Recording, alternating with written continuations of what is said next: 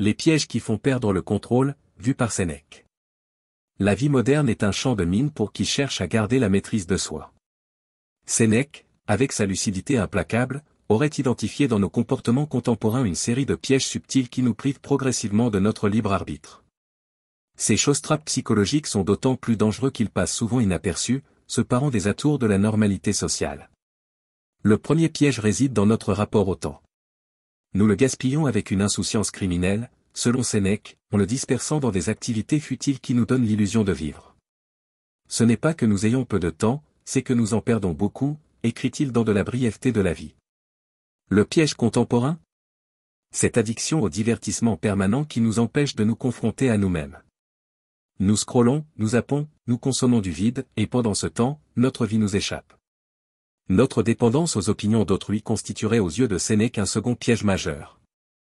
Nous avons érigé les réseaux sociaux en tribunaux permanents de notre valeur personnelle, attendant désespérément la validation extérieure sous forme de likes et de commentaires. Combien perdent leur vie à vouloir plaire aux autres, aurait-il déploré. Ce besoin maladif d'approbation nous rend vulnérables à toutes les manipulations et nous éloigne de notre boussole intérieure. La confusion entre l'urgent et l'important représente un troisième piège particulièrement pernicieux. Nous courons après des deadlines artificielles, répondons à des sollicitations futiles, nous laissons happer par un tourbillon d'activités qui ne nourrit pas notre âme. Sénèque nous mettrait en garde contre cette agitation stérile qui nous donne l'illusion d'être productifs alors que nous ne faisons que nous épuiser en surface. Notre incapacité à supporter la solitude serait un quatrième piège dénoncé avec vigueur par le philosophe. Terrifiés à l'idée de rester face à nous-mêmes, nous fuyons dans le bruit et la compagnie permanente. Sois en compagnie de toi-même aussi longtemps que possible, conseillait-il.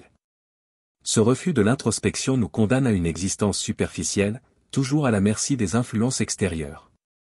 Le culte de l'immédiateté et notre intolérance croissante à la frustration formeraient un cinquième piège. Nous voulons tout de suite, et perdons pied dès qu'un désir est contrarié. Sénèque, lui, pratiquait la frustration volontaire pour s'endurcir, exerce-toi parfois à vivre dans la pauvreté, afin de pouvoir supporter la vraie pauvreté si elle survient.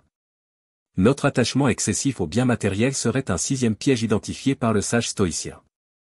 Nous croyons posséder des objets alors qu'en réalité ils nous possèdent, créant en nous 1000 vulnérabilités nouvelles. Ce n'est pas celui qui a peu qui est pauvre, mais celui qui désire beaucoup, rappelle-t-il. Cette illusion de contrôle par l'accumulation est peut-être l'une des plus grandes tromperies de notre époque.